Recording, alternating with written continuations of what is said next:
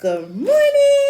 It's a wonderful Wednesday. It's the Wednesday before Cup Match, which is a huge holiday in Bermuda. And normally there would be a game going on, but no game this year.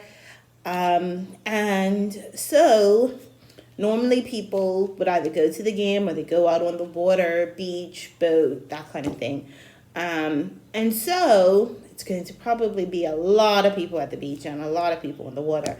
So that kind of is inspired the book that I'm going to be reading today, because I thought I'd read this book just in case you're one of those people who, like me, are thinking there's going to be so many people everywhere. What am I going to do? So this book is called, it's written by a Bermudian author, and it's called Daddy and I Explore the Tide Pools. And it's, his name is not on the cover. I do not know why, but it's definitely in the back here. David Chapman. Here he is, David Chapman. And the pictures were photographed by Cherie Richardson. I know her from when I was a little girl. Anyway, so so Daddy and I explore the tide pool. So if you are looking for something to do this weekend, anytime this weekend, you can go and explore the tide pools and see if you see any of the things that are in this book. So let's open it up and see what happens.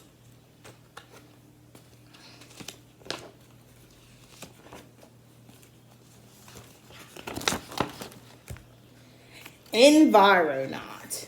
Asante Chapman. Hi, my name is Asante Chapman. I am 8 years old. Although I live on the island of Bermuda, I was born on the island of Jamaica.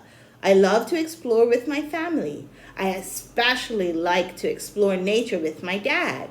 My hobbies are track and field, writing, soccer, and dancing. Bermuda is a nice place to live and explore. I hope you will have a chance to explore with me. And that's her right there. It says, Daddy and I love to explore.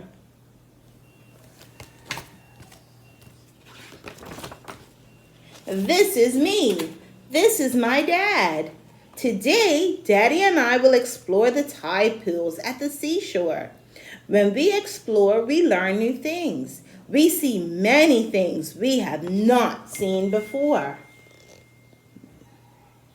And this is them exploring.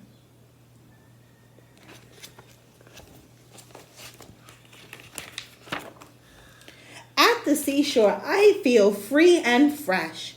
There is always a cool breeze and the waves crash against the shoreline.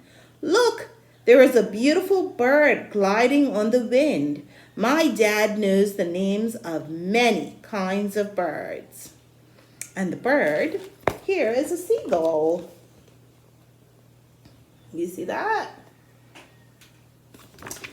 Seagulls are frequent visitors to the tide pools where they sometimes look for food. They have strong, sharp beaks that can be used to obtain food. We go close to the water. We are careful not to get our shoes wet. On the shoreline, there are many habitats for animals and plants. A habitat is a place where an animal lives.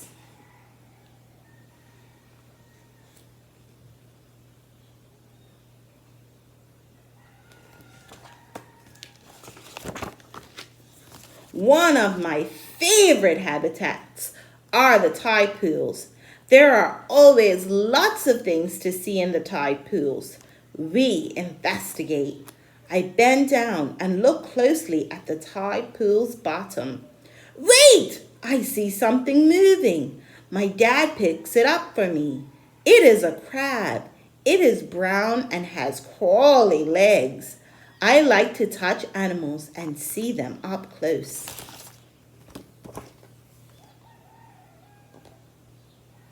And there's the crab. There are many different types of crabs to be found in the tide pools, often hiding underneath rocks or seaweed during the day and venturing out at night to feed. Look at this! A starfish! It is missing one of its legs.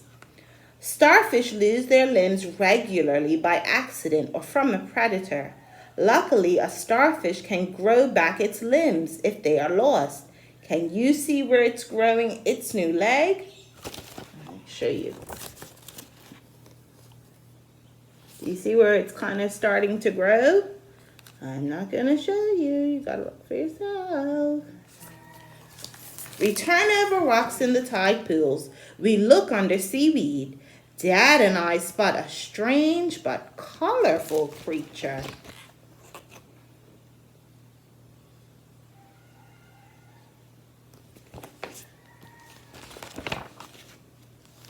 It is blue and yellow. My dad says this animal is called a sea slug. What a funny name.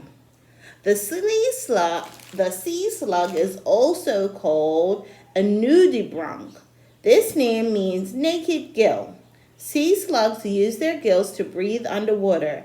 Their bright colors help ward off predators. And there is the sea slug.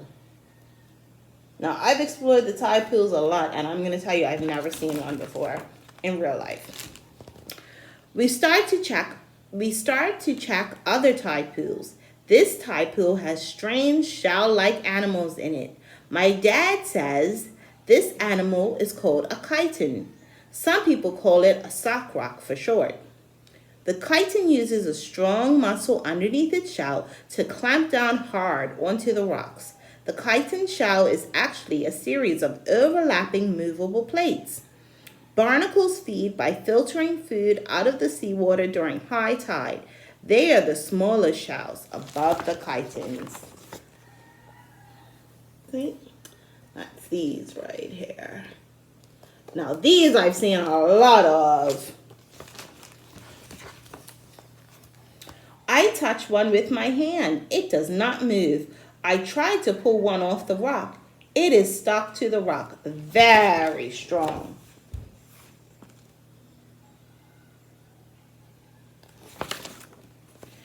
We are careful not to hurt any of the animals or plants we find. Some are hard, like the chiton or this oyster. Some are soft, like seaweed or this sea rod. Coral, like the sea rod above, look hard but are actually quite soft. Corals are actually formed from hundreds of living creatures that create hard structures for their homes. Oysters are filter feeders. They take in water and strain it for food. Oysters are also eaten by many animals, including humans. Not this human. I don't like them. Some are weird, like this brittle star. Brittle stars are related to starfish. They are called brittle stars because their limbs break off very easily. They use this to confuse any animals that may try to eat them. This animal looks spiny all over. Sea urchins have spines for protection from sea animals that want to feed on them. Their spines can actually move and can break quite easily.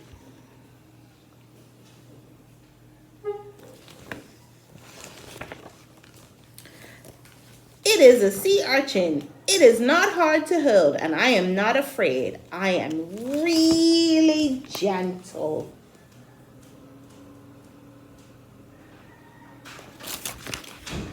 I love to explore with my dad. I love to be outside in nature.